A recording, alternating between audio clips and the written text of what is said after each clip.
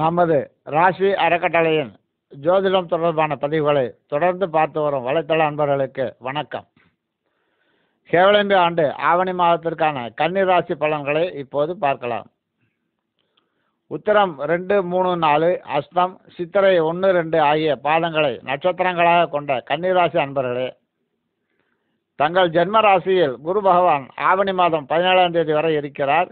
ராசிக்கு 4 மற்றும் 7ஆம் இடங்களுக்கு அதிபதியான குரு இனி ராசிக்கு 2ஆம் இடமான தனம் மற்றும் வாக்குஸ்தானத்திற்கு செல்கிறார்.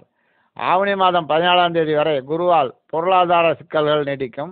ராசிக்கு 2ஆம் இடத்தை செவ்வாய் பார்ப்பதால் வரவு செலவு விஷயங்களில் கவனம் தேவை. ராசிக்கு 3ஆம் இடத்தில் சனி இருப்பதால் இளைய சகோதரர்கள் வகையில் சிறு சச்சரவுகள் உண்டாகலாம். இதுவரை குடும்பத்தை விட்டு வேலை விஷயமாக பிரிந்து இருந்தவர்கள் இப்போது குடும்பத்துடன் சேர்ந்து வாழும் பாக்கியம் கிடைக்கும். மனக்கசப்பு காரணமாக பிரிந்து வாழ்ந்த தம்பதிகள் ஒன்று சேர சூழ்நிலை உருவாகும். நின்று போயிருந்த வீட்டு வேலைகள் தொடர்ந்து நடைபெறும்.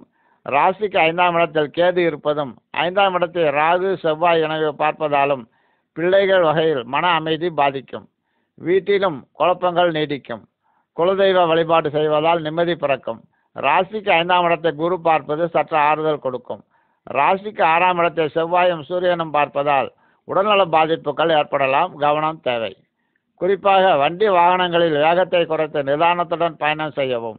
வாய்ப்பும் சக்தியும் இருக்கும் கன்னிராசி அன்பர்கள் முடிந்தால் ஒருமுறை இரத்த தானம் செய்யுங்கள். ராசிக்கு 7ஆம் இடத்தை குரு தனது 7ஆம் பார்வையால் பார்ப்பதால் கணவன் மனைவியிடையே ஒற்றுமை உணர்வு மேலோங்கும். ராசிக்கு 9ஆம் இடத்தில் குருவின் பார்வைப்படுவதால் தந்தை வகையில் ஆதரவு சிறப்பாக இருக்கும். தந்தை வழி சொத்துக்களில் இருந்த வில்லங்கங்கள் நீங்கும். தங்கள் ராசிக்கு லாபஸ்தானம் எனப்படும் 11ஆம் இடத்தில் சுக்கிரன், ராகு, செவ்வாய், புதன் ஆகிய 4 கிரகங்கள் இடம்பெற்றுள்ளன. இதில் செவ்வாய் அதிக வலிமை பெறுவதால் வரவேண்டிய பாக்கிகள் வசூலாகாமல் தாமதமாகும். கொடுத்தது கேட்டால் அடுத்தது பகை என்ற பழமொழிக்கு ஏற்ப நமக்கு வரவேண்டிய பணத்தை கேட்டால் கூட வீண் சண்டை தான் ஏற்படும். ராசிக்கு 12ஆம் இடத்தில் சூரியன் நிற்பதால் மனதில் வீண் குழப்பங்களும் கவலைகளும் தோன்றலாம். கனவுகளின் தொல்லையால் உறக்கம் பாதிக்கப்படும். வாழ்வே மாயம் என்ற தத்துவ எண்ணம் மேலோங்கும். ஆனாலும் ஆவணி மாதம் 14ஆம் தேதி அன்று குருவின் மாறுதல் தங்களுக்கு ஆறுதல் தரும் என்பதால் கவலை வேண்டாம். திருமணம் ஆகாத கன்னிராசி அன்பர்களுக்கு இந்த மாதம் தகுந்த வரன் அமையும்.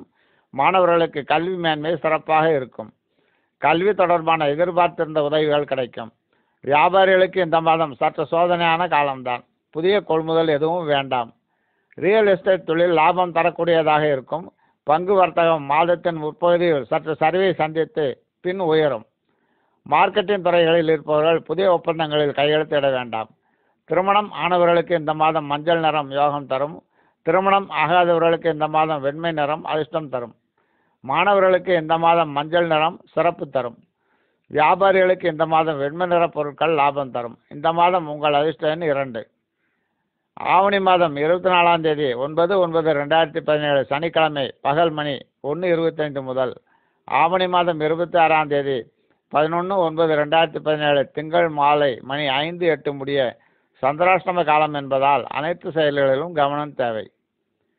ஆவணி மாதத்திற்கான மற்ற ராசிகளின் பலன்களை தெரிந்து கொள்ள தொடர்ந்து எமது பதிவுகளை பாருங்கள். நன்றி. தங்களின் ஜாதகத்தை கொண்டு குரு பெயர்ச்சி மற்றும் எதிர்கால பலன்களை தெரிந்து கொள்ள எங்களை தொடர்பு கொள்ளுங்கள்.